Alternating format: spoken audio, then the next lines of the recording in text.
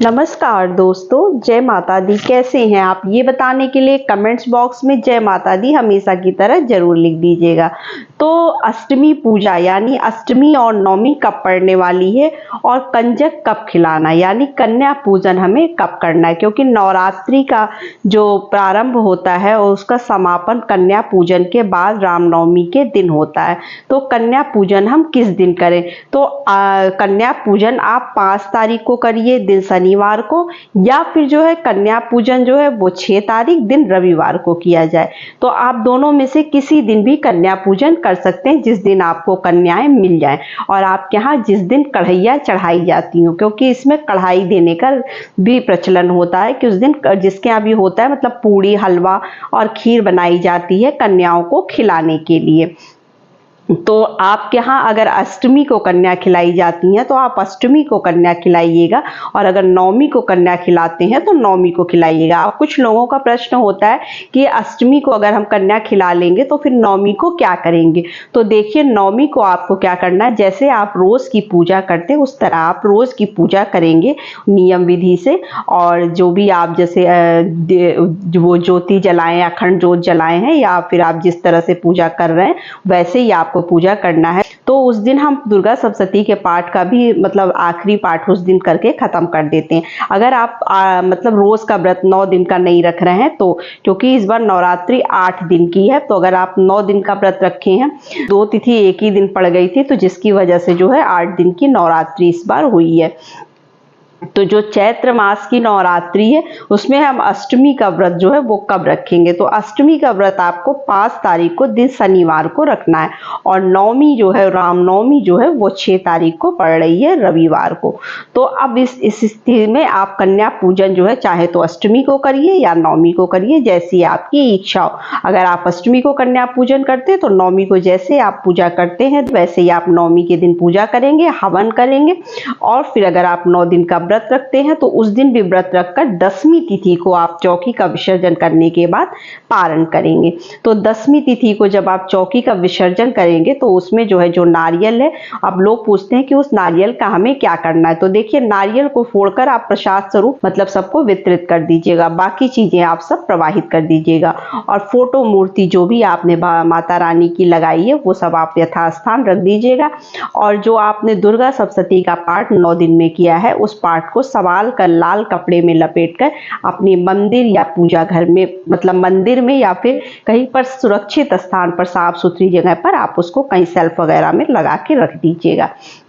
तो इस तरह से आपको अष्टमी नवमी की पूजा करनी है। अब देखिए, जैसे होता है कि कंजक हमें नहीं मिलती हैं, तो अब हम कंजक नहीं मिलेंगी तो हम 9 कंजक को कैसे खिलाएंगे? तो आप ऐसा कर सकते हैं कि आप 9 कंजक आपको नहीं मिल रही है, मान लीजिए 2, 3, 4, 5 जो भी मिल रही हैं, आप उतनी कंजक को ही खिला दीजिएगा, दोहरा दीजिएगा उन्हीं को। जैसे 4 मिली है तो 4 बार और खिला दीजिएगा, एक बार और, मतलब इस तरह से आप घुमा दीजिएगा तो आपकी 9 पूरी हो जाएंगी। आपको 9 को खिलाना है, 9 जगह आपको निकालना है खाना, और एक जगह लड़के के लिए जो हम खिलाते हैं वो अलग से।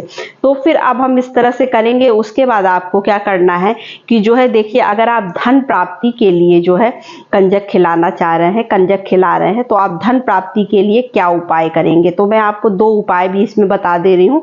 अगर आप धन प्राप्ति के लिए जो है कंजक उपाय कर रहे हैं, कंजक को खिला रहे हैं, तो आप देखिए उसमें क्या करिएगा, चांदी से संबंधित कोई भी चीज जो है वो दान करिएगा।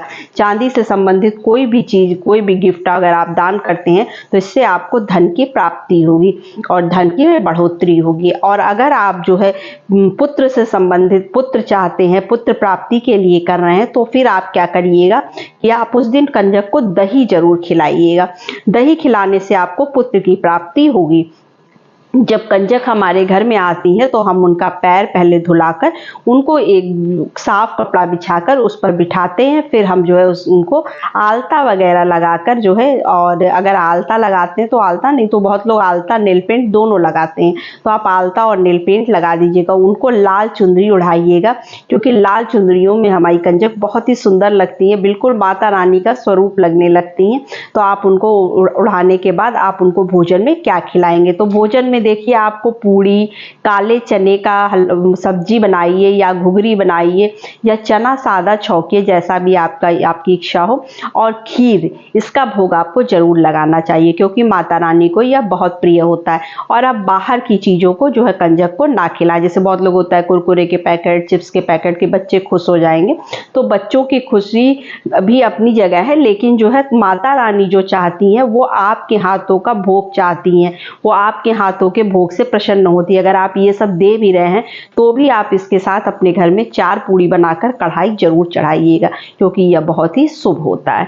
अब हम आपको बताते हैं कि कंजक को आप क्या क्या दे सकते हैं। मैं कुछ आइडिया बता देती हूँ कि आप उनको गिफ्ट में क्या क्या दे सकते हैं। तो देखिए, इस तरह से छोटे छोटे बच्चों के पर्स आते हैं। बच्चे कहीं भी जाते हैं, बच्चों को पर्स टांगना बहुत पसंद होता है। जैसे मम्मा लोगों को पर्स टांगा हुआ देखते हैं तो उन्हें लगता है कि मैं भी टांग लूँ, तो उनके लिए आप इस तरह से देखिए छोटे छोटे पर्स ले सकते हैं। इसके अंदर आपको मिलेगा पूरा, और लटकाने के लिए तो आप ये ले सकते हैं। ये इस तरह के बच्चों की यूज़ की चीज़ें, लिप बाम, आप लिप बाम भी ले सकते हैं। और नेल पेंट, बच्चों को नेल पेंट लगाना बहुत पसंद होता है। इस तरह के हेयर बैंड, क्योंकि 2 साल से 10 साल के बच्चों को ही हम जो है कंजक खिलाते हैं। 2 साल से 10 साल के ऊपर के बच्चों को कंजक, मतलब उसके ऊपर के बच्चों को कंजक नहीं खिलाया जाता है। इस तरह के आप जो है ऐसे क्रंची वाले रबड़ ले सकते हैं, या फिर इस तरह से छोटे छोटे पिन ले सकते हैं, क्योंकि उनके बाल तो छोटे होते हैं तो छोटे पिन अच्छे लगते हैं। इस तरह की आप प्लेटें ले सकते हैं, ऐसे बच्चों की प्लेटों में, जैसे बच्चे कुछ भी खाते हैं तो बच्चे खाने में सबसे ज़्यादा नाटक करते हैं, तो इस तरह की प्लेटों में बहुत खुश हो जाते हैं। अगर उनको कुछ भी आप फ्रूट्स वगैरह दीजिएगा तो वो खाने में बहुत खुश होते हैं। या इस तरह की कुछ ईयरिंग्स वगैरह आप ले सकते हैं देने के लिए। या फिर अगर आप स्टील से संबंधित बर्तन देना चाहते हैं तो सबसे बेस्ट है, उनके सबसे यूज़ की चीज़ होती है इस तरह की आप प्लेट्स दे दीजिए। प्लेट्स में वो जो है अपना दाल सब्जी जैसे भी खाना खाते हैं उनके लिए तीनों चीज़ एक ही में हो जाती है। तो ये प्लेट बहुत ही यूज़फुल उनके लिए होती है, तो ये आप ले सकते हैं। और इसके अलावा जो है कॉपी पेन देना बहुत ही शुभ होता है। आप चाहे तो इस तरह की देखिए कॉपी ले लीजिएगा, बच्चे कुछ भी इस पर लिख सकते हैं, पढ़ सकते हैं। और इस तरह से आप पेन खरीद लीजिए, पेंसिल खरीद लीजिए, कलर खरीद लीजिए, कुछ भी खरीद लीजिएगा और ये आप दान कर सकते हैं, क्योंकि कॉपी पेन दान करना बहुत ही अच्छा माना जाता है, एक कदम विद्या की तरफ। तो इस तरह से जो है हम इसको जो है दान कर सकते हैं। या फिर इस तरह के पाउच ले लीजिएगा, बच्चों के जो है बहुत से सामान छोटे छोटे होते हैं, पेन, हेयर पिन है और हेयर बैंड्स हैं और दुनिया भर की चीज़ें बच्चे खरीदते ही रहते हैं, तो उनके सामान को इसमें इकट्ठा करके आप रख दीजिए, तो ये भी उनके लिए बहुत यूज़फुल, ये सब उनके काम की चीज़ें होती हैं। अब मान लीजिए आपको जो है इसके साथ आपको क्या देना है, फल जरूर दीजिएगा, कोई भी ऋतु फल जैसे केला है, सेब है, आपको ये फल और दक्षिणा तो देना मस्ट, सबसे ज़्यादा ज़रूरी है, क्योंकि पूजा में रही सही कमी जो है वो हमारी पूर्ण हो जाती है।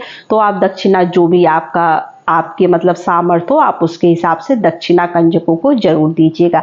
अब मान लीजिए आपके यहाँ कंजक नहीं मिलती है, आपके घर में एक ही कन्या, आपके घर में एक बच्चा है। बहुत लोग का ये भी क्वेश्चन होता कि हमारे घर में 1-2 लड़कियां हैं तो क्या मैं, छोटी बच्चियां हैं तो उनको खिला सकते हैं? तो हाँ, अगर 2 साल से 10 साल तक की बच्चियां हैं तो आप अपने घर में 2 कंजक हैं तो आप उन्हीं को दोहरा के खिला दीजिएगा, तब भी आपका वो फल, वही फल आपको प्राप्त होगा, और वो भी कंजक में ही मानी जाती हैं। और अगर ये भी नहीं हो सकता है तो फिर आप जो है इस तरह के देखिए थैले ले लीजिएगा, पैकेट्स ले लीजिएगा, इसमें खाना और जो भी गिफ्ट वगैरह उनका जो भी सामान है वो 9 जगह आप तैयार कर लीजिएगा। और उसके बाद अपने घर के बाहर निकलेंगे तो बहुत सी कंजक आपको ऐसे भी मिल जाएंगी, आप दे दीजिएगा। या तो फिर आप मंदिर पे पंडित जी को दे दीजिएगा, पंडित जी वहाँ पे मंदिर में बहुत से लोग आते जाते रहते हैं, वो अपने हिसाब से जो है 9 लोगों को दे देते हैं। तो आप इस तरह से भी कंजक को खिला सकते हैं। तो इस तरह से हमें कन्या पूजन करना होता है, क्योंकि नवरात्रि में कन्या पूजन करना सबसे अच्छा माना जाता है। और अगर देखिए मान लीजिए आप 9 दिन का व्रत नहीं रख रहे हैं तब भी आप कन्या पूजन कर सकते हैं, क्योंकि बहुत से लोगों का प्रश्न होता है कि मैं 9 दिन का व्रत नहीं रखती हूँ लेकिन मैं पूजा पाठ करती हूँ 9 दिन तक, दोनों टाइम आप दिया बत्ती कर रहे हैं, तो फिर आप जो है उस कन्या खिला सकते हैं। तो आप अष्टमी नवमी किसी दिन भी कन्या खिला दीजिएगा। तो बस यही छोटी सी वीडियो थी, छोटी सी जानकारी थी। वीडियो अच्छी लगे तो चैनल को लाइक सब्सक्राइब जरूर करिए, और हाँ, हमारी आवाज़ पहली बार सुन रहे हैं तो चैनल को सब्सक्राइब करना बिल्कुल ना भूलिएगा। तो नमस्ते फ्रेंड्स, जय माता दी।